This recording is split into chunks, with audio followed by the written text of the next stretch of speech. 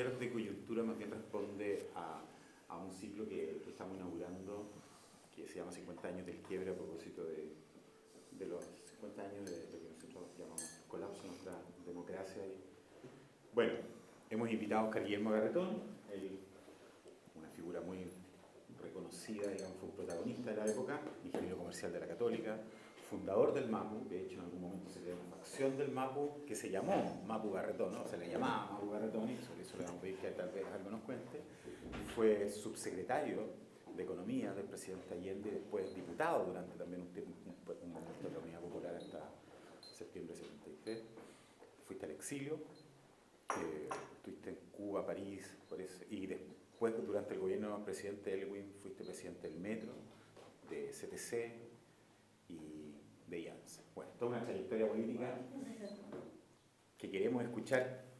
Básicamente tu experiencia, tu visión hoy día de lo que fue la Unidad Popular a 50 años. Bienvenido.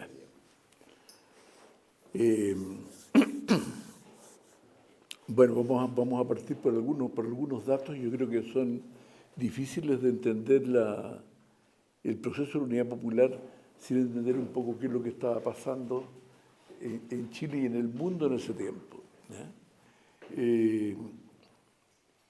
Yo, como muchos de los del MAPU, que voy a contar un poco mi experiencia, venimos fundamentalmente de una experiencia de formación católica, ¿ya? Bueno, yo estudié en colegio católico, estudié en la Universidad Católica, y no es raro la influencia de eso, porque al final la primera toma universitaria que hubo en ese tiempo fue en la Católica. Solamente un año después entraron otras universidades a participar en el proceso de reforma universitaria. Lo cuento esto, digo, porque suena de repente medio raro, digamos, todo este origen, digamos, comparado, digamos, con lo que uno ve de repente la realidad de la discusión sobre hoy día la Iglesia, su no popularidad, en fin, todo eso. Pero yo te diría, tuvo mucho que ver con eso. O sea, yo participé en mis comunidades, en el colegio. De ahí de repente estaba medio como aburrido, porque la verdad que era medio latero, ¿ya? Y tenía como una cierta necesidad de tener algún compromiso. Y entonces allí, como yo soy guitarrista y cantor, llegaron, digamos, de la parroquia universitaria a preguntar si tenían a alguien disponible, digamos, para hacerse cargo de la parte cultural, ¿ya? Yo llegué a la parroquia universitaria. Llegar a la parroquia universitaria, uno llegaba a un mundo totalmente distinto, en que estábamos estudiando, ¿no es cierto?, todo lo que era la universidad europea, la universidad alemana, y vía fundamentalmente el mundo más jesuita, digamos, todo lo que era la revista Mensaje y todo eso. Después yo fui presidente de la Acción Católica, y yo te diría, en la formación nuestra, todo lo que fue ese origen fue extremadamente importante. O sea, en el fondo, esto no llega, digamos, como llegó, digamos, otras izquierdas por el marxismo y eso, digamos, a la profesión, que llegó más bien por un compromiso social que era muy amplio. O sea, recordemos, digamos, hoy día también puede sonar raro que la gran fuerza en las universidades en ese tiempo era la democracia cristiana, ¿ya? Bueno, y esto era una mezcla, digamos, muy especial. O sea, por ejemplo, digamos, cuando fue la elección de FEUC, en que fue elegido Miguel Ángel Solar, habían dos candidatos. O sea, Miguel Ángel Solar, que era el candidato de la UC, la Acción Católica Universitaria, donde yo era presidente, y el candidato del Centro del Hermino, del mundo jesuita, que era José Joaquín Brunner, ¿ya? Los doy los nombres, son nombres que se prolongan hasta hoy día, pero que te da una idea, digamos, del origen de eso. Y en ese tiempo, yo, desde el punto de vista del origen del MAPU, es que la generación anterior a la nuestra, la que iba yéndose a la universidad cuando nosotros entrábamos, estaba formada por 4 personas, todas demócratas cristianas, y 3 de ellos al mismo tiempo militantes de la Acción Católica Universitaria. Claudio Rego, el papá del actual intendente; Rodrigo Ambrosio, que fue después la principal figura del MAPU; Marta Harnecker, que después fue discípula de Louis Althusser en París, que tuvo un neomarxismo europeo, y Tomás Mulián, que también era dirigente de Acción Católica, cuyo primer libro se llama El laico apóstol. Lo digo porque suena todo esto, esta historia, digamos, suena bien, bien especial.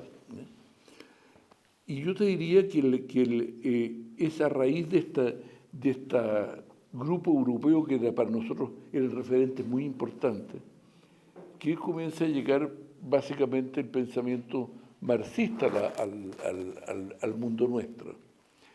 Que en el fondo era un mundo, yo diría, con un compromiso y una vocación social muy fuerte, y de repente, digamos, apareció este marxismo, digamos, como una explicación científica. Hoy día uno puede colocarle comillas científica, pero aparecía como una versión científica de por qué se producían todas estas cosas y por lo tanto las razones que habían detrás de ello y lo que eran las cosas que había que hacer para que eso se superara. ¿Ya?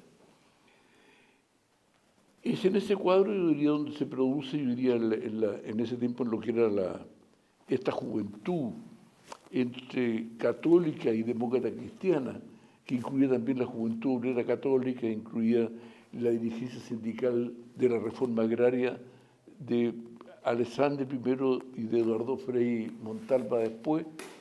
Se produce una confluencia, digamos, en una juventud demócrata cristiana que era un grupo, digamos, crecientemente con un pensamiento propio, muy inspirado por este pensamiento marxista más bien europeo-francés, nada que ver con la Unión Soviética ni con Cuba tampoco. ¿Ya? Eso era más bien eran los padrones del MIR. ¿Ya? Y bueno, yo te diría, y en el fondo ahí se produce un primer hecho político que yo creo que mirado desde hoy día es importante, y es que en el fondo la gran pugna que se produce en ese tiempo es entre la izquierda y la democracia cristiana, que estaba gobernante. ¿Ya? Y entonces se produce un fenómeno que después es muy criticado por todo el proceso previo al gobierno de concertación, y es el enfrentamiento entre estos dos proyectos de cambio, que era la democracia cristiana y la izquierda, como enemigos prácticamente irreconciliables. Cuando uno ve el texto de programa de la Unidad Popular, por ejemplo, todas las primeras páginas están dedicadas a darle como caja a la democracia cristiana. O sea, el adversario no era el mundo de derecha, el adversario era la democracia cristiana, a la cual se acusaba de ser un fraude procapitalista, digamos, con un reformismo que no llegaba a ninguna parte. Yo creo que esa división de fuerzas que hubo allí es muy importante en lo que ocurrió después en la Unidad Popular, porque de alguna manera, cuando se producen, ¿no es cierto?, las candidaturas de Allende y de Tomic, en ese momento, no voy a entrar en los detalles, probablemente los conocen y si no me los preguntan después, se va, los que formamos el MAPU toda la juventud se va allí. Se va con sus tres últimos presidentes de la juventud, que todos en general más o menos conocidos, en el orden cronológico, Juan Enrique Vega, que después fue un sociólogo bastante conocido y que fue embajador en Cuba durante la Unidad Popular, Enrique Correa, que fue el presidente de la Juventud Demócrata Cristiana, y después Rodrigo Ambrosio, que venía de vuelta a Europa. Perdón, todos los tres, para que vean, fueron estudiantes en Lovaina, que es la Universidad Católica belga. ¿Ya? Y se forma un MAPU y llegamos a una Unidad Popular que tiene una peculiaridad, ¿ya?, hoy día muy curiosa, y es que los dos partidos principales, el Partido Comunista y el Partido Socialista, más allá de sus diferencias, eran partidos marxistas, declaradamente marxistas. Y llegamos a un tercero que era el MAPU, que los otros lo querían catalogar, sobre todo Allende, como cristiano, porque al final nunca había habido una gran presencia cristiana en la izquierda. Entonces Allende insistía mucho en este carácter y a nosotros no nos gustaba nada, porque era un marxista, entonces y tenía estos tres partidos que eran los que daban de alguna manera la orientación, habiendo otros, pero tuvimos una peculiaridad, digamos, y que era una unidad popular con una predominancia de pensamiento marxista muy fuerte, que es una cosa inédita, o sea, no se dio nunca más después, porque era al final de todo el periodo, yo diría, del auge, y no se produjo antes tampoco. Y yo creo que eso explica, digamos, de alguna manera, varios de los fenómenos. Internacionalmente, Estados Unidos está absolutamente subido arriba de la lámpara con la situación cubana, y un segundo gobierno, digamos, de predominancia marxista en América Latina le era absolutamente muy complicado. De hecho, después se ha sabido, digamos, incluso en ese intento de secuestro que terminó con el asesinato del general Schneider, también hubo intervención de Estados Unidos, a pesar de que era un grupo muy, muy loco de extrema derecha, ninguna posibilidad de poder tener éxito. O sea, creo que eso muestra la diferencia de después, digamos. La violencia no puede tener éxito salvo que tenga un respaldo político significativamente importante. Y eso no lo tenían. Sí tuvieron respaldo y apoyo de Estados Unidos, pero dentro de las condiciones que Estados Unidos buscaba, en palabras de Kennedy, hacer chillar la economía chilena del principio y tratar de evitar, no solamente por Cuba, sino que en las memorias de Kennedy después, por Italia. O sea, Kennedy, que tenía una visión global bastante aguda, lo que temía más era que un gobierno llegado al poder democráticamente, pero marxista, pudiera ser un ejemplo muy atractivo para el Partido Comunista Italiano, que en ese momento es un partido extremadamente fuerte, y que pudiera llegar a gobernar. Eso, ya, la verdad que fue, incluso más que el cubano, yo diría, lo cubano también, por supuesto, pero estas dos cosas eran muy importantes para ella. Esta realidad genera una situación muy especial, como todos los gobiernos, en general el mundo empresarial más bien trata de entenderse con los gobiernos, no entra a disputar con los gobiernos en primero, digo, a ver qué espacio le dejan. ¿Ya? Pero el programa de la Unidad Popular es un programa de una radicalidad que yo creo que, mirado desde hoy día, expresaba, digamos, muy poco realismo referente a lo que era la realidad que se vivía internacional y nacionalmente en eso. O sea, era un programa que incluía, ¿no es cierto?, la nacionalización del cobre, para peor después sin indemnización, digamos, según como se estableció en la ley, aprobada por unanimidad por todos, porque ahí votó unánimemente izquierda, centro y derecha por la nacionalización del cobre. Dos, son reflejos de los tiempos, para entenderlo. Tenía, digamos, parte de la nacionalización del cobre era el cobre, el hierro, el salitre y el carbón. O sea, todos los minerales en ese momento, si se hubiera sabido el litio, más probable que el litio también lo habrían metido, pero estaban todos los minerales. Segundo, eran las mayores empresas industriales y comerciales del país. Tercero, la nacionalización del comercio exterior. Cuarto, la nacionalización de la banca y un proceso de reforma agraria muy extenso, muy extensivo. Si uno mira eso con lo que era la correlación de fuerzas de un 36% de los votos, fue lo que sacó la Unidad Popular, un poquito más que lo de Alessandri y algo más que de Tomic. Uno dice, bueno, ¿cómo, por qué razón no hubo una cierta conciencia de la discrepancia entre la fuerza que se tenía y los objetivos que se proponían? ¿Ya? eh, es inexplicable, mirado desde hoy día es inexplicable, ¿ya? Se produjo eso. Paralelamente estaba toda esta acción, como decía yo, de Estados Unidos proponiéndose, digamos, hacer chillar a la economía china, y en general el programa de la Unidad Popular fue un programa en el frente económico, que es lo más importante, extremadamente agresivo, ¿ya? O sea, agresivo desde el punto de vista de de lo que eran las medidas, digamos, más estructurales, como las expropiaciones, todo eso. Con un detalle, digamos, que era bien especial, porque el UP no tenía mayoría en el Parlamento. Sin embargo, y lo digo porque de repente la historia hace cosas curiosas, ¿ya? Y es que yo me acuerdo que estábamos en la moneda chica que se llamó, después que había ganado Allende, pero todavía no asumía.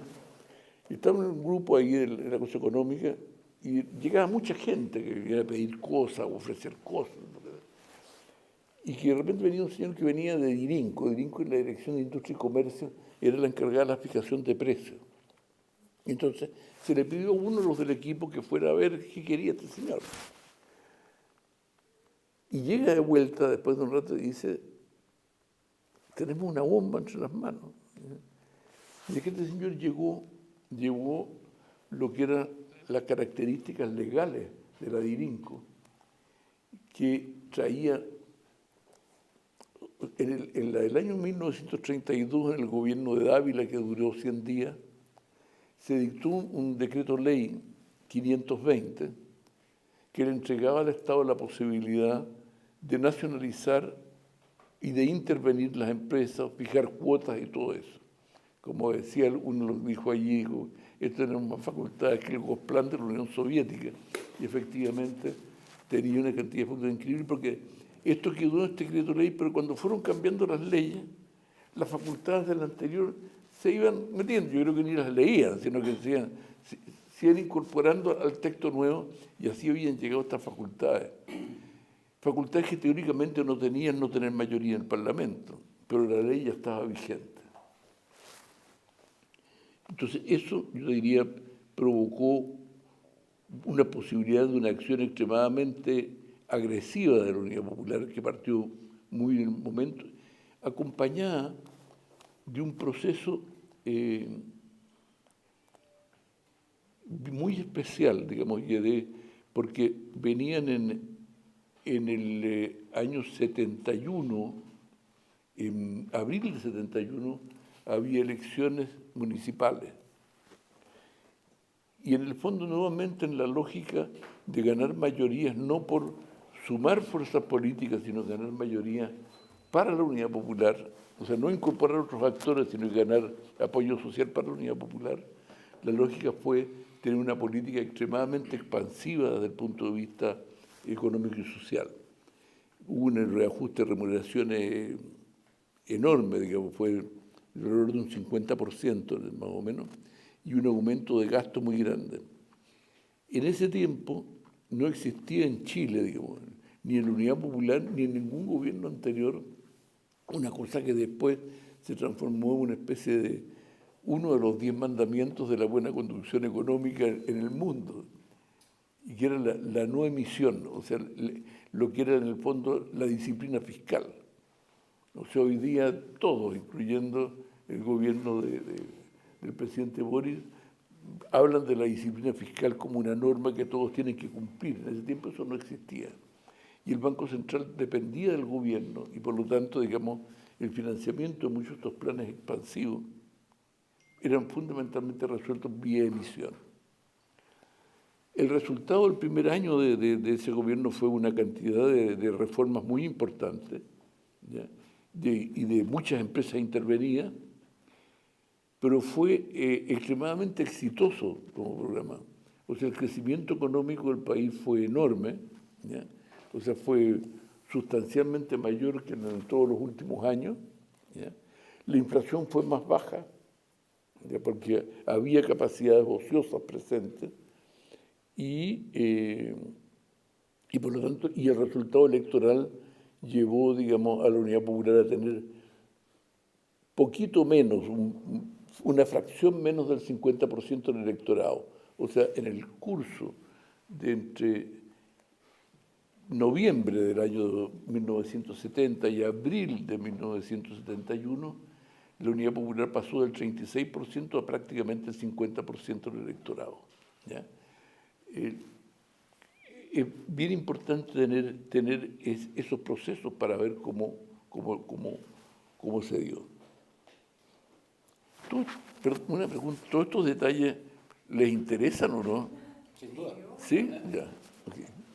Porque de repente los conocen, entonces estoy contando una historia de nuevo. ¿Ya? Sin embargo, yo te diría que muy rápidamente comienzan a aparecer todos los desequilibrios, digamos, que este proceso de operar. Y allí aparece un factor interno muy complicado en la Unidad Popular, y es que no hay acuerdo en cómo seguir, digamos. Entonces, la discusión sobre la política económica seguida se prolongó, yo te diría, durante prácticamente el primer semestre del año 1971, a pesar de que ya se estaban acumulando presiones inflacionarias, desabastecimiento y otras cosas.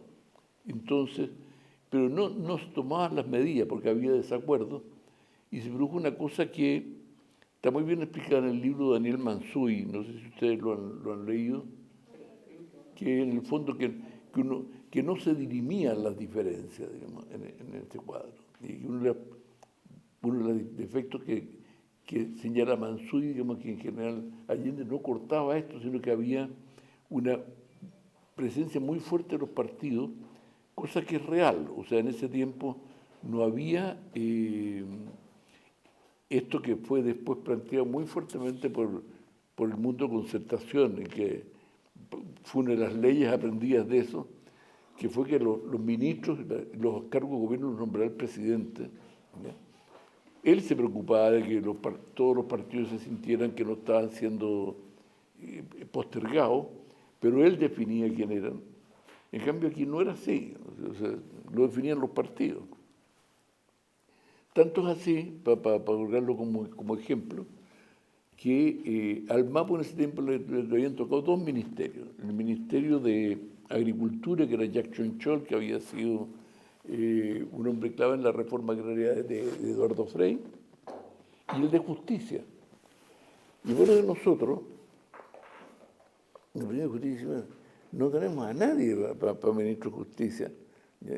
No tocó el ministerio, no tenemos a nadie. Entonces, fuimos, me acuerdo con Jaime Gamburi, no me acuerdo quién más, a hablar con el presidente. Le dije, mire, presidente, le dijimos la verdad que no tenemos un ministro de Justicia. ¿Ya?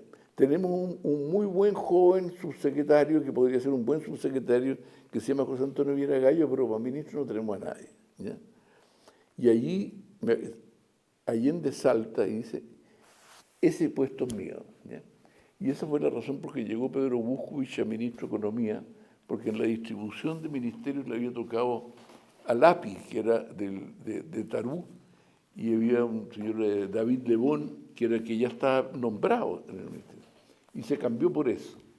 Se los cuento porque cómo operaba ese tema de los ministerios, que era de otra manera distinta como hoy día opera. Pues las lecciones positivas sacadas de lo que no hay que hacer. Bueno, yo te diría que ese proceso genera, yo diría, una creciente distancia con el Partido Demócrata Cristiano y también, por supuesto, con el mundo de derecha. ¿Ya? Con matices distintos, yo te diría, en general el mundo de derecha con un nivel de agresividad mucho más alto y la democracia cristiana buscando fundamentalmente mecanismos que regularan el funcionamiento de esto. Entonces vino la ley llamada Ley Hamilton-Fuentealba, digamos, para tratar de regular la ley de propiedad social, y allí plantea la democracia cristiana la bandera de las empresas de trabajadores, que es rechazado por la Unidad Popular. Y se produce la democracia cristiana era muy fuerte a nivel del movimiento sindical, ¿ya? Y entonces esta fue una discusión que cruzó el movimiento sindical completo. Yo me acuerdo, digamos, un dirigente sindical muy conocido después, algunos se podrán acordar con ello, que era Manuel Bustos, que es un dirigente cristiano que era dirigente de las empresas textiles y que defendía empresas trabajadores, y en general el UP, todos nos oponíamos a las empresas trabajadores, a la empresa del Estado. ¿Ya? Se produce esta diferencia, y yo diría una creciente diferencia allí, que se complica, digamos, con cosas más pragmáticas. Y es que en ese tiempo existía las elecciones complementarias en el caso de que se perdiera un cargo, ¿ya? Y la Unidad Popular había sacado casi el 50% en la elección de abril del año 71. Entonces allí se produce un fenómeno que fue un pacto de omisión entre el mundo derecha y el mundo demócrata cristiano en el año 71, en 3 elecciones complementarias que hubo, que en las 3 ganó la oposición. En una, candidato apoyado por la derecha al demócrata cristiano, en otra apoyado por los demócratas cristianos, los de derecha ganaron las 3 elecciones.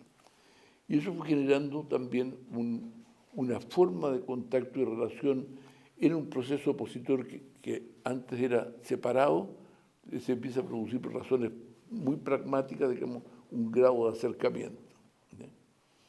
El año 72 es un año de mucha crisis, digamos, de desabastecimiento, pero entendámoslo bien, digamos. El apoyo que tenía la Unidad Popular era un apoyo bastante sólido y fuerte. ¿Ya? Eso se probó en las elecciones de marzo del 73, donde la Unión Popular obtuvo un 43% de los votos. O sea, después de todo el desabastecimiento, la inflación, los líos que había en todas esas cuestiones, en todo ese periodo la Unidad Popular pasó de un 36 a un 43% en la elección. Ese triunfo creo que fue muy determinante con lo que ocurrió después, porque en ese momento el propósito de la oposición era lograr una mayoría suficiente para acusar constitucionalmente al presidente Allende y poder destituirlo. Pero con el 43% que sacó la Unidad Popular, la destitución era imposible. Y en ese cuadro donde yo diría, en la oposición comienza a predominar el sector más de derecha y la tesis del golpe de Estado como la tesis predominante, digamos, de salida a la crisis de la Unidad Popular, que es, lo diría, el proceso que va desde marzo del 73, digamos, hasta septiembre. Si me preguntaran, esto es una cosa especulativa mía, si en algún momento hubiera sido viable un plebiscito, ¿ya? Habría sido inmediatamente después de esa elección de marzo del 73. Porque en ese momento era más o menos evidente que la Unidad Popular no iba a tener mayoría, ¿ya? Que tenía una situación de crisis muy, muy fuerte, muy desatada, y probablemente ese plebiscito lo hubiera perdido la Unidad Popular, pero no se hubiera provocado la tragedia que se provocó después, digamos, con las muertes, los exilios, en fin. Entonces, yo creo que esa habría sido una oportunidad, pero la verdad que nadie, tampoco ninguno de nosotros, digamos, nadie estaba en ese momento por el tema de creer, digamos, que la situación era tan extrema. Y hay algo muy misterioso, lo vuelvo a decir, de la dificultad en el mundo nuestro, digamos, de entender bien la realidad de lo que se está, de lo que se está viviendo, y el límite esto de sentirse casi por origen como representante del pueblo, ¿ya? Aunque fueran 3, digamos, ¿ya? Y nada más, es una cuestión muy fuerte en el mundo de izquierda, digamos, ¿ya? Y que se prolonga hasta hoy día en mucha gente. Yo creo que esa cuestión también hay que entender eso. Bueno, y yo te diría, y el periodo entonces, desde marzo del 73 a la fecha del golpe, yo diría es un periodo en el cual se va configurando el proceso digamos, de la gestación del golpe. Ya en octubre del 72 se había producido el paro de octubre, que fue un paro, digamos, que unió prácticamente a toda la oposición social y política en torno a eso. Muy inicialmente liderado por el mundo camionero, pero yo diría con una fuerte participación de las fuerzas políticas de la democracia cristiana y de la derecha, más otros gremios que eran importantes en ese tiempo, como por ejemplo los gremios del cobre, ¿ya? O sea, y gremios demócratas cristianos. Yo te diría que, aparte de eso, en general, una parte significativa de las clases medias de ese entonces, que no tienen nada que ver con las clases medias que tenemos después, también se puso muy el rechazo a la Unidad Popular. Bueno, y yo te diría, la historia de los últimos tiempos es una historia muy particular, digamos, porque viene el tanquetazo, digamos, en junio, si no me equivoco, de Súper, digamos, sacaron los tanques a la calle. Vino después la acusación constitucional contra Allende por violación de la Constitución, que es una acusación muy fuerte. Vino todo un periodo, digamos, en que en realidad ser parlamentario no tenía ningún sentido, porque uno iba al Parlamento simplemente para discutir la destitución de un ministro que no sabía que lo iban a destituir de todas maneras, y entonces se le destituía y entonces Allende lo nombraba en otro lugar, digamos. Y se vivía una situación de ese tipo. Y dentro del mundo de la izquierda, dentro del mundo de la Unidad Popular, una enorme dificultad de poder llegar a acuerdos y entendimientos sobre qué hacer. O sea, la división de eso era muy profunda y particularmente era muy fuerte con el Partido Socialista. En ese sentido, incluso te diría, más allá de las diferencias que puede haber habido entre los mapos y todo, la verdad que al final la gran diferencia que se produjo fue con el Partido Socialista. Ese es un partido más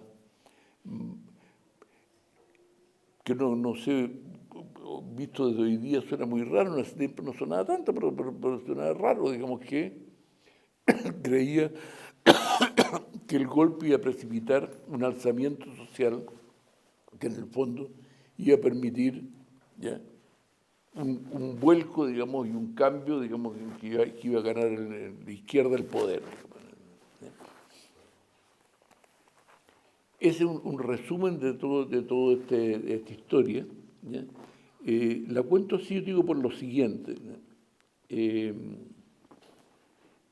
Si me preguntan a mí, digamos, muy sinceramente, yo me siento mucho más representado, ¿ya?, por el mundo de concertación que por el mundo de la Unidad Popular.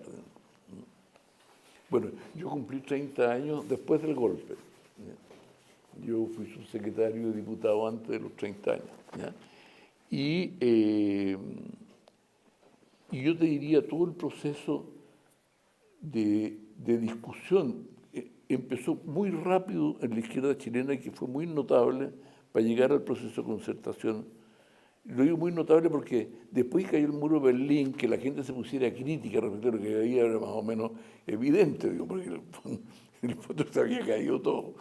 ¿Ya? Pero en el caso nuestro, en el exilio y también de alguna manera aquí en Chile, ahí nuevamente hablando del libro Mainzú, vienen muchos los trabajos de Pablo Antonio Garretón y Tomás Mulián sobre esta materia. Y afuera nos empezamos a encontrar gente que venía de distintos lados y a preguntarnos, bueno, ¿y en qué nos equivocamos? Porque está bien, digamos, nos ganaron, digamos, pero en el fondo decir, oye, esto es culpa del imperialismo, es culpa de los milicos, culpa, no sé, de los empresarios, digamos. Bueno, pero, a ver, si el programa de la Unidad Popular era era obvio que a ninguna de esas personas le iba a gustar lo que estábamos haciendo. Entonces, ¿por qué nos ganaron? ¿Qué hicimos mal? La pregunta que comenzó a producirse en nosotros. Y yo te diría, y ahí comenzó un proceso muy temprano, fue como el año 76, o sea, muy poco después del golpe, comenzaron a discutir, entonces yo te diría, se empiezan a producir algunos consensos primeros muy limitados, ¿ya? Que fue, por ejemplo, sobre la revalorización de la democracia, ¿ya? Que la democracia en general es una cosa que había quedado absolutamente desvalorizado por todo el mundo, pues. O sea, no solamente por los que, obviamente por los que dieron el golpe lo consideraban fantástico, ¿ya? Que por supuesto estaban contra la democracia, y segundo, aunque dijeran que era por la democracia, pero estaban dando un golpe, ¿ya? Y en el caso del Unión Popular también, que en el fondo se violaba en clase, yo diría, con cierto desprecio de esta democracia burguesa frente a la democracia popular o de otro tipo que se quiere inventar. Entonces se produjo una cosa muy paradojal en Chile, digamos, que fue un consenso contra la democracia. Y yo te digo, y en ese cuadro, por lo menos en el mundo que a mí me tocó participar más, que fue el del exilio, bueno, la primera cosa fue, hubo que perderla, digamos, para darse cuenta de lo importante que era y lo que significaba. Y a partir de eso, yo diría, de los primeros grandes consensos del mundo concertacionista, que después se hizo concertacionista, que fue reconocido primero como el mundo de la renovación socialista, fue la revalorización de la democracia. Una segunda, muy importante, fue llegar a una conclusión que también hoy día parece obvia, pero que no lo había sido en la Unión Popular. Y era que en el fondo, si tú quieres hacer cambios, tú necesitas mayorías sociales y políticas, ¿ya?, de la envergadura equivalente, digamos, a lo que te proponga, digamos. Si tú quieres administrar lo que hay, puedes hacerlo con una minoría, pero si tú quieres realmente provocar cambios profundos, tú necesitas tener apoyo social y político muy amplio. Y eso, yo diría, fue una primera cosa que llevó fundamentalmente en ese mundo de la renovación a buscar entendimientos con la democracia cristiana y a buscar un tipo de política más amplia, menos radical, porque en general hay una correlación entre radicalidad y poca gente. Digamos. O sea, el grueso de la gente no se mueve por banderas muy radicales, siempre son banderas más bien más moderadas, ¿ya? Hasta hoy día, digamos, o sea, cuando votan el voto obligatorio, votan no solamente los duros que votan con el voto voluntario, sino que todo, en general, el resultado de la gente es mucho más moderado que con el voto de los puros duros, ¿ya? Bueno, en ese cuadro, yo digo, viene todo el proceso, digamos, de buscar un tipo de fórmula de gobierno, que fue una fórmula de gobierno de mayor amplitud, ¿ya?, que la pura izquierda, que al final siempre había sido en Chile en torno al 30%, o sea, entre el 30 y el 40% con suerte, pero siempre una minoría. O sea, tú no podías plantearte la posibilidad de tener un gobierno de mayoría para que le dé solidez a un país solo con la izquierda, ¿ya? Y eso, yo diría, fue una conclusión muy clave, digamos, de en qué nos equivocamos. Y la tercera, que era más bien de los mundo economistas, fue que se transformó para nosotros una ley sagrada, los equilibrios macroeconómicos y la disciplina fiscal, ¿ya?, que era una cosa que no tenía nadie. O sea, cuando digo no tenía nadie, tampoco estaba en parte importante de los equipos económicos después del golpe.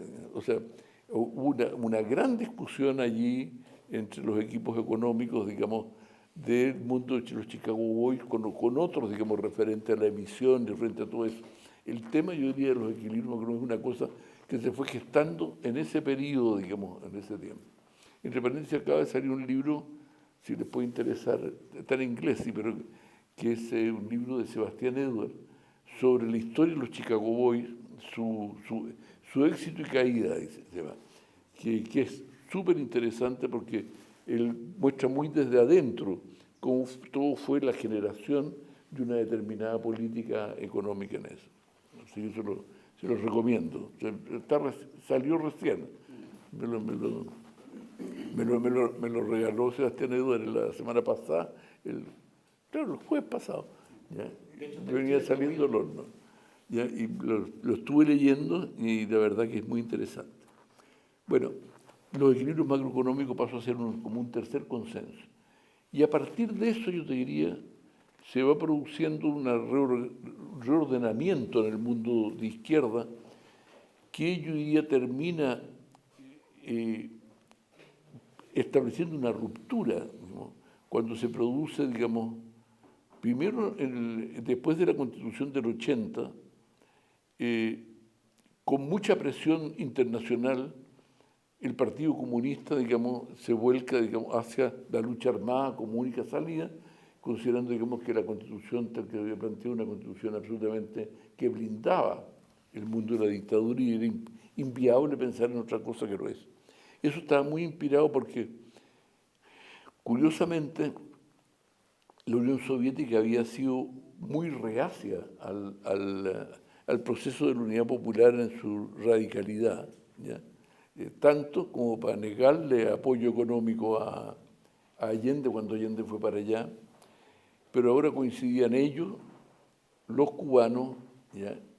Y fundamentalmente esos dos, digamos, que eran las fuerzas más importantes, en una crítica a no haber sabido defender sus conquistas, o sea, por lo tanto, era una crítica a no haber tenido fuerza militar.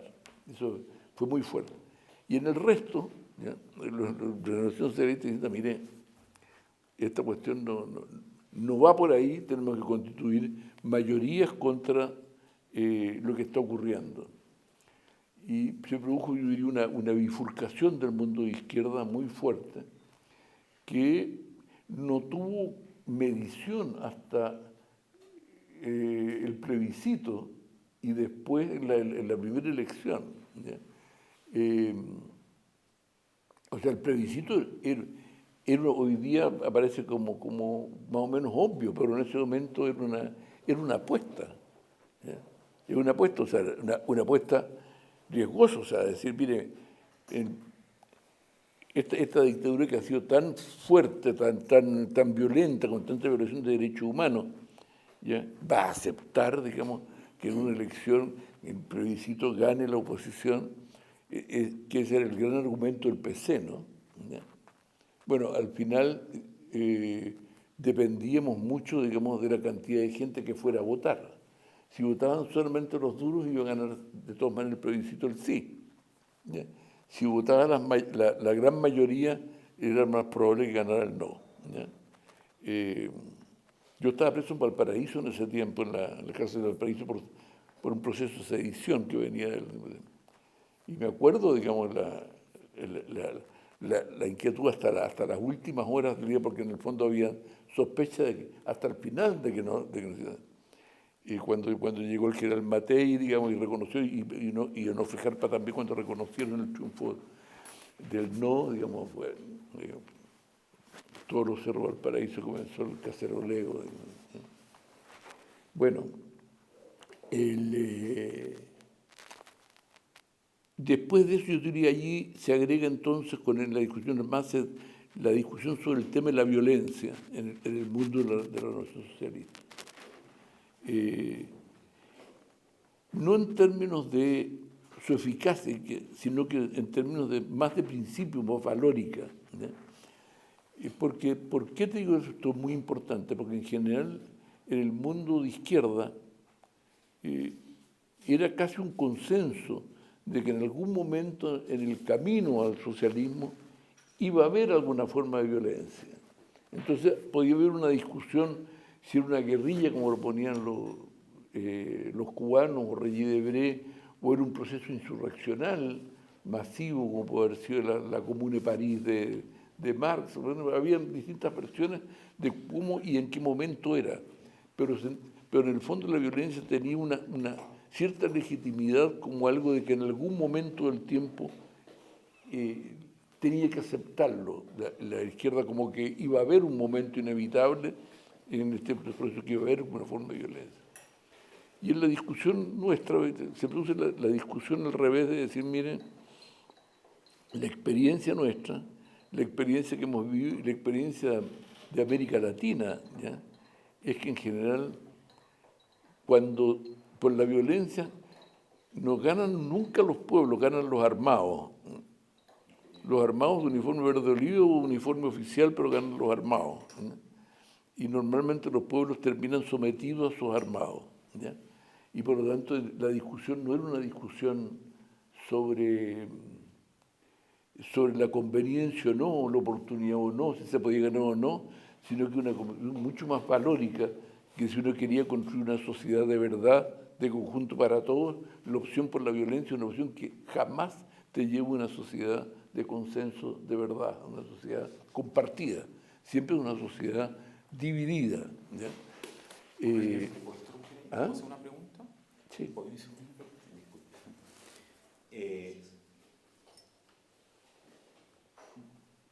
Leo en su exposición que tiene clarito todo está en serio y le agradezco eso, y por eso me hace esta pregunta. Se falló porque no se estaba era un gobierno reformista y no había como el clima para esa reforma. Y en ese, porque eso es lo que veo, ¿no? Usted habla mucho de un gobierno reformista. ¿Cómo lee usted ahí el factor violencia en ese gobierno, o en la Unidad Popular, en la coalición, ¿no? ¿Cómo lo relaciona con el factor violencia? ¿Y qué creía el presidente Allende? Porque íbamos hacia dónde, hacia un gobierno de reformas para qué tipo de sociedad. ¿Dónde está la revolución en el horizonte, el socialismo, el poder total detrás de eso? ¿Cuál era la visión, si es que usted la tiene, digamos, si es que alguna vez la puedo compartir con el presidente? ¿Cuál era el horizonte del presidente Allende? Esa es mi primera pregunta, y la última es, a 50 años, ¿usted cree que hemos pensado suficientemente la relación que estuvo a la izquierda y que ha tenido la izquierda con la violencia, o la política chilena con la violencia? O sea, que no es una discusión terminada, no es una discusión terminada, ¿ya? O sea, porque hay gente que sigue apoyando el golpe y hay gente que sigue apoyando la violencia, y lo hemos vivido este último tiempo, digamos, con todo el proceso del 18 del estallido. O sea, la violencia es un tema debatido y discutido, digamos, y aceptado por una parte de la sociedad. Afortunadamente, el único detalle que quería decir es que el nivel de aceptación de la violencia que había en octubre del año 19 es mucho mayor que el que hay hoy día. O sea, al final, la experiencia de violencia vivida por la sociedad chilena en este tiempo, yo diría, ha alejado de las mayorías el uso de la violencia ahora. Pero esto puede volver, porque de hecho, de alguna manera, también con el plebiscito, digamos, del 88, ¿ya? La gente no quería violencia, quería salir de la situación que se estaba viviendo. No quería una situación autoritaria, quería otra cosa. Pero eso también fue perdiéndose con el tiempo, digamos. O sea, yo soy personalmente muy crítico de todo el periodo, digamos, del postconcertacionista, o sea, de ser una discusión sobre el UP, digamos, en el sentido de que yo creo que lo hicimos muy bien en ese periodo, digamos, de los primeros 20 años, ¿ya? En la tarea fundamental, digamos, que era, y como se lo he dicho a muchos empresarios, lo que legitimó la economía de mercado no fue la dictadura, fue la concertación, porque al final le legó 5 millones de pobres la dictadura a la concertación, y la que lo sacó fue la concertación. Y lo que dio legitimidad ante la sociedad ya a la economía de mercado fue eso, ¿ya? Independiente que le haya sido implementada en el tiempo de dictadura. Pero lo que dio legitimidad social y política fue lo que hizo la concertación. Y yo creo que se hizo bien. Pero el problema de ahí para adelante, y voy a lo político por una razón. Yo tengo la impresión que en general son los fracasos los que llevan a desenlaces militares, ¿ya? No, yo creo que en general la gestación de los procesos como el embarazo duran mucho tiempo y son políticos. Entonces digo, ¿qué ocurrió, yo digo, con lo que hemos vivido ahora? Digamos? Es otra discusión, pero lo podemos hacer otro día, pero solamente muy en resumen. Yo tengo la impresión que a partir del año más o menos 2008, donde fue la crisis internacional, que frenó la expectativa de la gente de que todos los años ganaba un poquito más, ¿ya? Y ahí se produjo un freno, no por factores internos, sino que principalmente por factores externos, pero hubo una incapacidad absoluta de todos, del mundo de derecha, de centro y de izquierda, de responder a la nueva realidad de Chile, que era esa clase media emergente, digamos, que había dejado de ser pobre y que tiene en todas partes del mundo una característica muy especial. Y es que para los pobres la desigualdad no existe. La desigualdad pasa a ser visible para las clases medias. Y cuando las clases medias pasan a ser dominantes, la desigualdad pasa a ser dominante como reclaman las sociedades. ¿Ya? O sea, para un pobre que le digan que los aranceles universitarios son muy altos, la verdad que le importa un rábano porque nunca ha soñado que su hijo va a poder llegar a la universidad. ¿Ya? Que le digan que las tasas de interés de la tarjeta de CMR es muy alta, no tiene tarjeta CMR. O sea, en el fondo, que el servicio de salud son pésimos, pero no aspira a eso, porque no aspira a eso. ¿Ya? Aspira, digamos, a lo que le caiga. ¿Ya? Que hace populismo muy exitoso en eso. Pero cuando en el fondo la gente ya tiene algo, ¿ya? Es que las diferencias lo hace mayor y empieza a distinguir un montón de cosas, todo eso. Y por supuesto es capaz de distinguir entre un Mercedes y un Chery, por ejemplo, ¿qué significa eso? Entonces, yo te diría que creo que el gran fracaso de la política nuestra, digamos, desde 2008 hasta hoy, ha sido una sucesión de fracasos en derecha e izquierda. Porque voy a terminar la idea y te lo digo. ¿Ya? En el siguiente sentido, yo creo que en el mundo de derecha la desigualdad siempre ha incomodado, no saben cómo tratarla. ¿Ya? No, porque es la libertad lo importante más que la desigualdad. Esto es un clásico desde los tiempos de la Revolución Francesa. ¿Ya? ¿Ya? Y no saben cómo tratarlo. O sea, y en el fondo no se resolvía con casacas rojas, digamos, y con casco, digamos, y saliendo las poblaciones como pretendió Piñera. Entonces la gente que había votado la alternancia, porque la Constitución ya no estaba respondiendo bien, ya.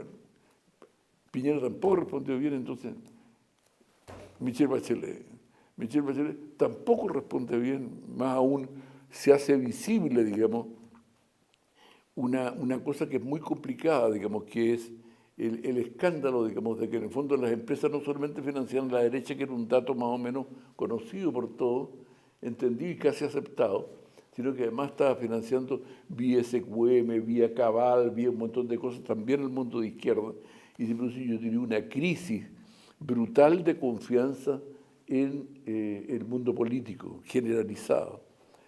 Ya, viene Michelle, pierden a Michelle, lo hace mal, tampoco resuelve lo que la gente está pidiendo, vuelve Piñera. ¿Ya? Bueno, dura poquito, porque en el fondo vuelve, yo diría, fundamentalmente más bien por decepción, ya vuelve a ver. Y viene entonces todo el proceso en el cual, entre medio de todo esto, se comienza a producir este fenómeno inédito en Chile. O sea, nunca había habido izquierda por la izquierda del Partido Comunista y el Partido Socialista significativa. El MIR siempre fue una cosa chiquita. ¿Ya? En el fondo, primera vez que se produce una fuerza por la izquierda de PS y PC a raíz de este fracaso del mundo de izquierda, que en el fondo termina siendo tomado, ¿no es cierto?, incluso con el discurso antineoliberal y todo eso con mucha fuerza. Bueno, y lo que faltaba era que cuando llegaron estos otros que ya iba a reemplazar y resolver el problema, también fracasaron y en menos tiempo. Y entonces yo te diría que llegamos al plebiscito y al rechazo por una razón muy simple, y es que la gente tuvo en 6 meses la oportunidad de darse cuenta la chichita con que se estaba curando, si es que de verdad ya le hacían caso a los 6 meses del gobierno de Boris, y era lo que la convención estaba planteando. Entonces, lo de la violencia, y perdona que retome contigo en esa cuestión, yo tengo la impresión que acumulamos una cantidad enorme de fracasos durante largo tiempo para la gente, y que la desconfianza en la política no es una confianza infundada. y una desconfianza que tiene fundamento. Eso hace de que el tema de la violencia sea una cosa que puede estar latente en la sociedad chilena de distintas formas, que puede ser desde los anarquistas o los que están colocando, ¿no es cierto?, bombas en los puentes, hasta que surge de repente algún grupo armado o alguien que quiera que gobiernen los militares de nuevo. O sea, pueden haber distintas formas de violencia. En el caso de Chile, del UP, y con eso termino, yo creo que la derrota fue fundamentalmente política, en el sentido de que pudo haberse sentido muy violentada la gente por lo que estaba ocurriendo. En ese sentido, más que una violencia ya, física, muy violentada por lo que se estaba ocurriendo, porque en el fondo se estaba imponiendo de alguna manera una situación en la cual el grueso no quería tener. Pero si tú me preguntas a mí, yo no creo que en Chile la derrota de la Unidad Popular fue militar. La derrota de la Unidad Popular fue política, ¿ya? Y solo el desenlace fue militar. Creo yo. Perdón. Sí, a propósito de eso último, que era justo lo que le quería preguntar. A propósito de la tesis del fracaso y la mirada crítica que tuvo o puede tener la izquierda, particularmente la gente que está actualmente ocupando cargo en el gobierno. Después del 11 de septiembre, la tesis de la derrota, al menos militar, fue rápidamente, generó un consenso amplio en la izquierda, y se puede ver, por ejemplo, en el repliegue de las fuerzas más extremistas que abogaban precisamente por una lucha armada. No obstante, la tesis del fracaso no generó ese consenso amplio, sino hasta el posterior proceso de renovación socialista, y que se puede justificar en los diálogos de Moyano y Garretón que usted hacía referencia, que después culminó con la concertación, y quizás si no es como el ejemplo más concreto de esa tesis de renovación socialista, que puede ser precisamente los gobiernos de la concertación. La generación actual de izquierda, particularmente el Frente Amplio, lo que significa Prodignidad, no solamente desconoce los elementos en los cuales se formó esa tesis de la renovación socialista, sino que es crítica de ese proceso de renovación socialista porque entiende que ese fracaso político que se puede haber llegado al consenso, no solamente en el espectro político, sino que particularmente en la izquierda, no es tal. Y en ese sentido me surge a mí la interrogante de, entendiendo que la izquierda no fracasó políticamente, en palabras de estas nuevas generaciones de izquierda representada particularmente en el Frente Amplio, mi pregunta es, ¿qué similitudes ve usted a propósito de la generación gobernante y esa a la actual, y ese proceso en el cual usted hacía referencia de que no había una mirada real sobre la contingencia que tuvo el gobierno de la UP? Precisamente lo pregunto a propósito de este proceso de crítica hacia todo lo que devino en el proceso de renovación socialista que tuvo la generación actual que conforma el Frente Amplio y el Partido Comunista. Yo tengo, puede estar muy inspirado o quieren estar muy inspirados en Lupe, pero yo tengo la impresión que no conocen Lupe. O sea, a lo mejor lo que voy a decir puede a lo mejor ser como una cuestión medio cachiporra, ¿verdad? Pero en general, en nuestra generación, en ese tiempo, la generación joven, porque somos los sobrevivientes del UP, pues, de la lista de los 10 más buscados quedamos 2 vivos.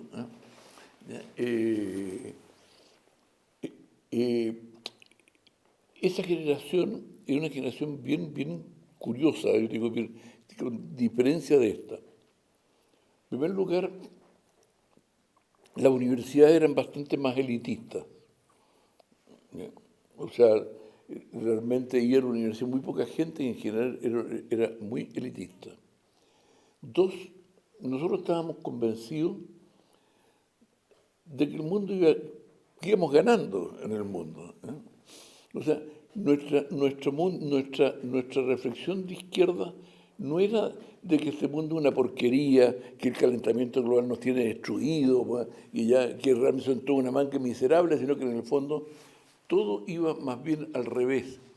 O sea, Cuba iba para arriba, Estados Unidos iba para abajo, Vietnam iba para arriba, ¿ya? La Iglesia, digamos, con el Vaticano II, era toda una incorporación del mundo popular en todas estas cuestiones. El movimiento anticolonialista, digamos, había ocupado prácticamente todo África y el Asia, o sea, íbamos ganando.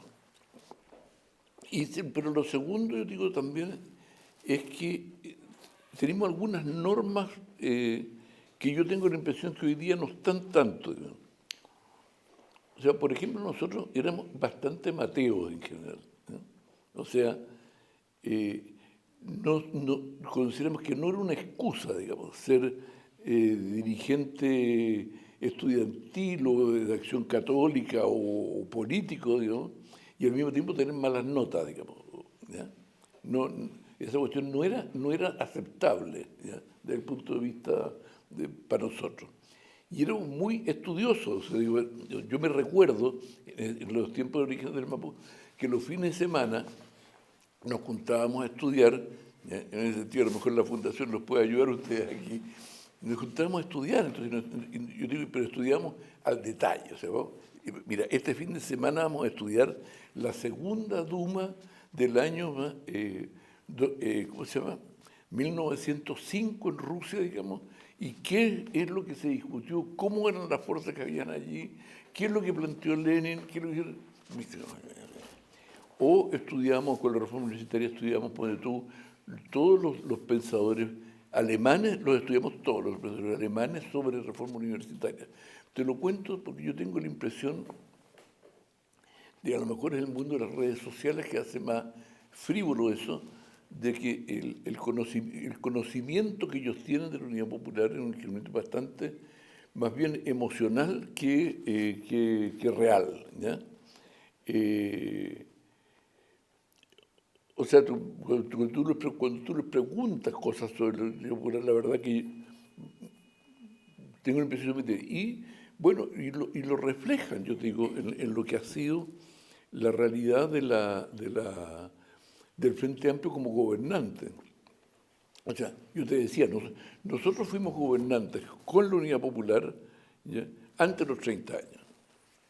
O sea, yo acababa de cumplir 27 cuando subí como subsecretario de Economía, lo mismo con Antonio Viragallo, lo mismo toda mi generación.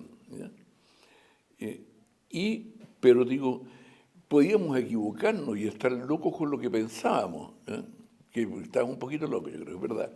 Pero digo, pero lo concreto, pero que éramos, o sea, yo creía que había que realizar las empresas y yo me fui a la Superintendencia de Sociedades Anónimas y yo hice la lista personalmente de las 91 empresas que yo creía que había que estatizar.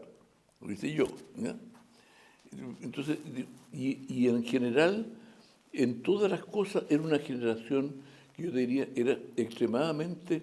Y bueno, y cuando empezó a quedar la escoba con todas las empresas nacionalizadas, ahí con otros, trajimos a Stafford Beer, que era uno de los capos mundiales en cibernética y en organización, para ver cómo organizar el tema de todas estas empresas estatales. Y se hizo una cosa que quedó en el mundo, como una experiencia interesante de punta tecnológica.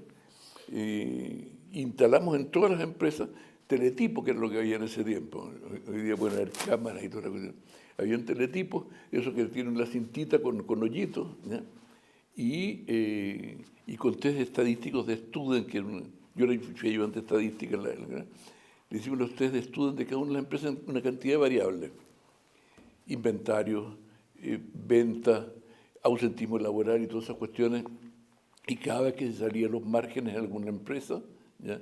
El terminal que estaba en la subsecretaría, teléfono al interventor, digamos, qué es lo que estaba pasando, en fin.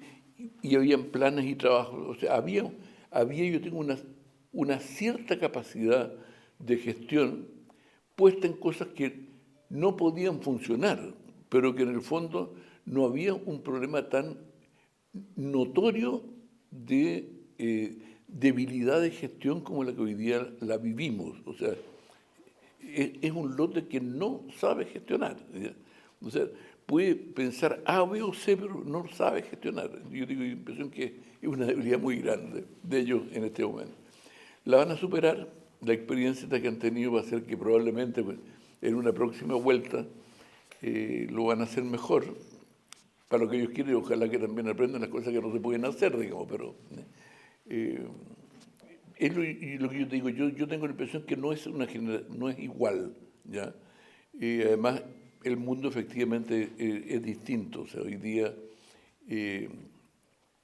ese mundo de izquierda es más identitario,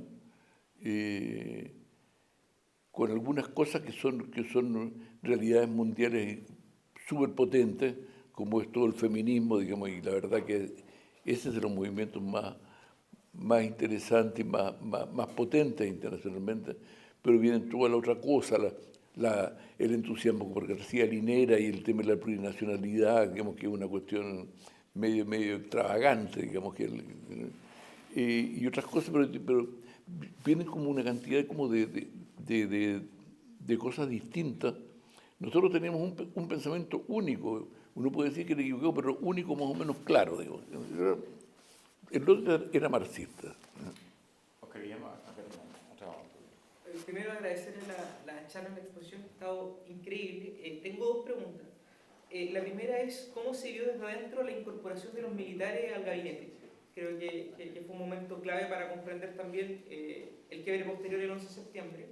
Y una segunda consulta, que es una discusión que nace a través de la biografía de Salvador Allende de Mario Amorós, sobre si Salvador Allende era o no era marxista-leninista como tal. No sé si tendrá alguna impresión desde su conocimiento o si lo habrá comentado a la interna, ya que él no se consideró a sí mismo públicamente nunca como un marxista-leninista. Mira, los militares. Bueno, yo claro, o sea, Allende tenía una concepción militar. Él no creía que para Chile al menos la lucha armada como se dio en Cuba y la estaban dando en otras partes de América Latina tenía algún sentido. Y por eso siempre se opuso a eso. Pero él tenía una concepción militar y en el fondo él necesitaba, como no había esa posibilidad, que hubiera una relación en que las Fuerzas Armadas o fueran pro los cambios democráticos o fueran neutrales al menos en eso y no se opusieran a los cambios ni fueran por lo tanto un factor de golpe. Y en ese sentido siempre tuvo una política activa, digamos, democrática, digamos, si se quiere, con las Fuerzas Armadas. Y siempre apostó hasta el último tiempo, hasta el último momento, digamos, en que iba a haber una parte que no se iba a sumar el golpe. De hecho, el día 10 de septiembre, él fue el que le dijo a Pinochet, digamos, de que el día siguiente iba a llamar a plebiscito. Bueno, entonces digo, aclaro eso, digamos, no es que fuera indiferente el tema militar, sino que tenía una visión de que no era viable eso, por lo menos en Chile. Pero creía en eso. Y él se definía como marxista. Ustedes tienen, es muy fácil, digamos, que ustedes lleguen. Hay una entrevista de Regis Debray a Allende creo que debe haber sido por abril, mayo del 71, por ahí, ¿ya? Que vale la pena verla, donde él se define claramente como marxista y manifiesta su profundo desprecio hacia la socialdemocracia europea. En Chile, en ese tiempo, decirle a alguien socialdemócrata era un insulto, ¿ya? Hoy día tiene nombre de la coalición, pero es un insulto, ¿ya? Entonces, digo, ese es un poco el cuadro. Perdón. Y la segunda parte que tú me decías... Sí, que se definió en algún momento como leninista. Porque el marxista se definió como marxista. A ver, mira, lo que ocurre, digo, allí, ya yo entro más bien en la presión. Él se definía como marxista. Ahora, si tú me preguntas a mí, yo tengo la impresión que no leyó mucho marxismo. No era una persona muy dada a ese tipo de cosas. Por de pronto el programa de la Unidad Popular, él no, yo creo que nunca se interesó, ¿ya? Yo estaba en la comisión de programa por el MAPU, pero él nunca se interesó por el programa. Más aún, hizo un programa distinto. O sea, el programa que hicieron los partidos es el programa muy radical. Y él, pero no fue por razones ideológicas. Él compartía ese programa, yo creo. Pero él inventó las 40 medidas con un grupo de amigos de él. Después, en estas cosas que la política trata de mostrar que son coherentes, cosas que no lo son, ¿ya? En general digo que también era parte del programa. Mentira, nunca fue parte del programa las 40 medidas, sino que fue una medida de Allende, digamos, y el medio litro y otro que se dio como incorporado al programa. Yo tengo la impresión de que como todos los personajes, incluyendo todos los de esta mesa, incluyéndome yo también, somos seres con contradicciones, ¿no? Entonces, yo tengo la impresión de que en Allende convivía esta visión, yo diría, de lo que era la izquierda clásica entonces en Chile, que tenía que proclamarse marxista, era casi como ateo no ser marxista, ¿no? Pero al mismo tiempo sentí un profundo orgullo de haber sido parlamentario 30 años, por ejemplo, mientras muchos de sus partidarios consideraban que en el Parlamento burgués esta cuestión era un asco, ¿no? Pero él siempre se estaba muy orgulloso de eso. Y yo te diría que siempre creyó que toda esta cosa de la lucha armada no era para Chile, no tenía nada que ver.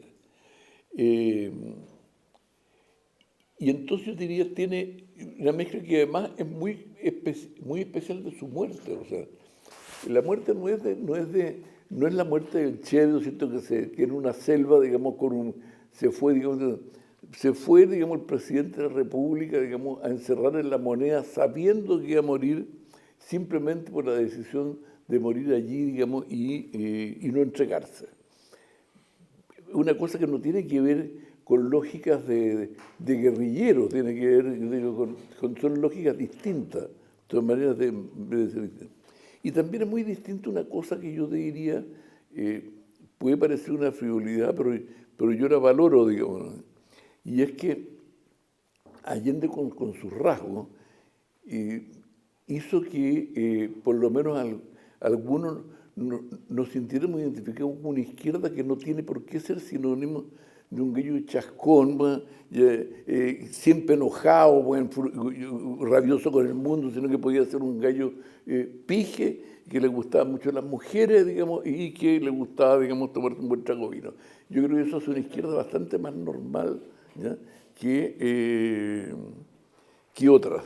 O sea, todas esas cosas era Allende. Entonces, digo, yo confieso que le tengo un cariño, digamos, por muchos de esos rasgos, pero sin desconocer la responsabilidad que tiene, si mal que mal, él era el presidente. O sea, te digo, cuando viene esta crítica de Mansuy que decía de que no dirimía, bueno, es una crítica tremenda, digo, porque al final yo creo que el desentendimiento en el mundo de la izquierda fue decisivo, digamos, para un empantanamiento. O sea, en el fondo fue una izquierda que frente a sus errores no tuvo capacidad de reacción, ¿no? Fíjate que ha tenido más capacidad de reacción Boric que él. Tenemos una última pregunta. Tú también, perdón. Bueno, gracias por la exposición. Quería preguntarle, han cambiado mucho la dinámica de cómo se ejercían los liderazgos políticos desde fines de los 60, inicio de los 70 a la fecha. Y a este respecto entiendo que en el MAPU en particular, la figura de Rodrigo Ambrosio había generado toda una suerte de cierta mística. Hay fotografías con estos retratos de él. Después, cuando ya se dividió el MAPU en la sección que dirigió usted, la que dirigía Jaime Lasmuri, cada una también reivindicaba para sí ese legado de Rodrigo Ambrosio. Hoy día no es una figura tan conocida y sin embargo en su tiempo para ustedes fue relevante. ¿Qué significaba para ustedes la figura de Rodrigo en concreto, en lo personal quizás y también en lo político? Tú dices tú el caso de Ambrosio. Sí, Ya. Bueno, yo creo que fue muy determinante. O sea, de hecho, era el liderazgo indiscutido de todo el lote. Él, yo te diría, llevando desde fuera, ¿ya?, fue el que en el fondo nos llevó a todos nosotros a una determinada visión del marxismo que no era como digo la otra, sino que venía, digamos, con el apoyo de Marta Harnecker, digamos, él volvió y era después líder indiscutido, inmediatamente fue el presidente de la Juventud Demócrata Cristiana en ese tiempo, y después era un líder indiscutible, un líder bien especial. No era particularmente, no era un personaje simpático que ganaba, digo, por un carisma de cercanía, era un personaje súper exigente, ¿ya? Era exigente, porfiado, ¿ya? Que hacía cosas bien especiales. Por ejemplo, él se fue a vivir a Concepción, o sea, no se quedó en Santiago, digamos, se fue a vivir a Concepción porque era una zona obrera y minera importante en ese tiempo, y desarrolló ayer el trabajo con la gente, digamos, o sea, pero en el fondo era su trabajo allí y venía muy seguido a Santiago y era líder indiscutido en eso, pero tenía esa característica. En el mapa yo te diría, si yo miro, por ejemplo, lo que era yo tengo la impresión que si él no hubiera muerto tan temprano, lo más probable, es muy posible que el mapa no se hubiera dividido, ¿ya?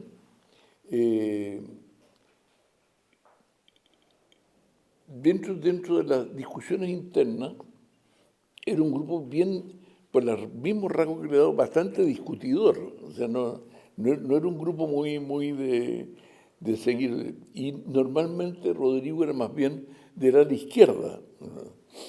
En las alas de ese entonces, diría, siempre Enrique Correa era el hombre que estaba más cerca del PC, ¿ya? Con Jaime, que más allá de la ruptura, yo creo que quedamos los dos un poco arriba, más bien porque éramos más del medio, ¿ya? Porque siempre en esas condiciones, digamos, se buscan los liderazgos los del medio más que los extremos. Y éramos más del medio, coincidimos más, y Rodrigo era más radical en su pensamiento. Curiosamente, digamos, sin embargo, muchos de la gente de Concepción, que fueron los que fueron más críticos de él, ¿ya? Después también. El problema, te diría, es que yo creo que tiene un drama el liderazgo de Rodrigo, digamos, porque es una cosa que recuerdo. El MAPU fue fundado en el año 68 y Rodrigo murió el año 72, ¿ya? O sea, duró 4 años, ¿ya? Cuando llevamos ya 50, digamos, de 51 de su muerte, la verdad que lo que queda en el recuerdo de él es relativamente poco, digamos, porque fue una vida muy breve y con un liderazgo muy breve, porque incluso se fue a estudiar afuera y todo eso. Entonces, digamos, es un recuerdo muy fuerte, pero digo, yo tengo la impresión, digamos, de que es un recuerdo que no logró la madurez de su liderazgo, ¿no? En ese sentido. Jorge. Sí, yo te quería preguntar, ¿qué se te ocurre a ti que habría sucedido con el gobierno de la Unidad Popular si el 11 de septiembre no hubiera sucedido lo que sucedió? ¿Hacia dónde hubiera devenido ese gobierno? O sea, yo tengo la impresión, mira, si no hubiera habido golpe el 11 de septiembre, habría habido plebiscito, ¿ya? Y en el plebiscito habría perdido la Unidad Popular, ¿ya?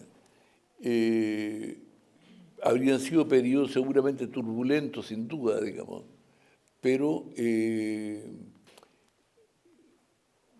habría tenido, por supuesto, otras características. Y estoy pensando en empujarte lo que tú dices. Yo tengo la impresión que habría habido fenómenos que no habían existido en el país entonces. Porque si hubiera ganado la oposición de entonces, el plebiscito, los gobernantes no había sido un gobierno militar. Podría haber sido un gobierno bien visto por los militares, pero no habría sido un gobierno militar. Y en ese cuadro yo tengo la impresión que todo la revolución económica que hizo el mundo Chicago, que yo creo que en general no le hizo mal a Chile ese cambio. ¿Ya? Es una opinión muy personal, ¿no? Me pueden echar de que pero digo, pero al final solo se pudo hacer así porque fue un régimen militar. O sea, es inviable pensar en un proceso en el cual, ¿no es cierto?, se produjo una reducción del aparato público brutal, digamos. Se privatizaron una cantidad enorme de empresas, ¿ya? Se abrió la economía, ¿ya? Se cambió la forma de fijar las pensiones y un montón de otras cosas. Todas esas cosas solamente pudieron hacerse, yo diría, por la sucesión UP-golpe militar. Yo tengo la impresión de que una cosa que favoreció, por ejemplo, toda la cosa económica, todo el proceso de reforma económica en ese tiempo, tuvo que ver con la UP.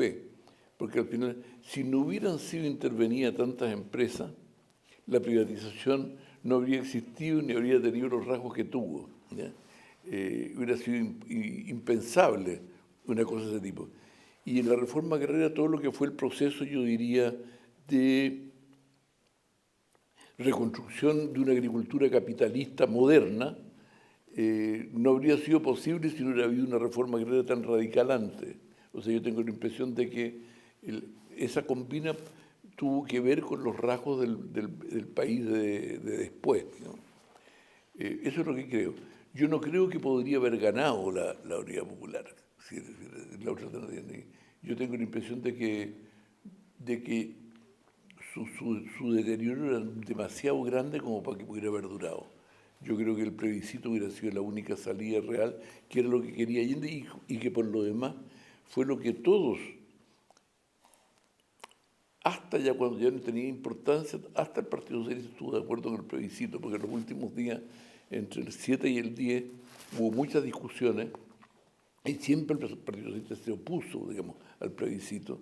Estaba en la tesis de que hubiera golpe y que en ese golpe íbamos a ganar. Esa era su tesis. Ya teníamos un mínimo realismo como para pensar que esa cuestión no iba a ocurrir. Pero se opuso siempre, y solamente el día 10, tarde en la noche, gracias a unas gestiones de Orlando Letelier, es que el Partido Socialista se avino a sumarse al proyecto de plebiscito que todo el resto le habíamos dado la aprobación ya para hacerlo. O sea, no, de ninguna manera habría continuado la Unidad Popular si no hubiera habido golpe. O sea, hubiera habido plebiscito y eso hubiera significado, digamos, otro país probablemente. Bien, pues, muchísimas gracias.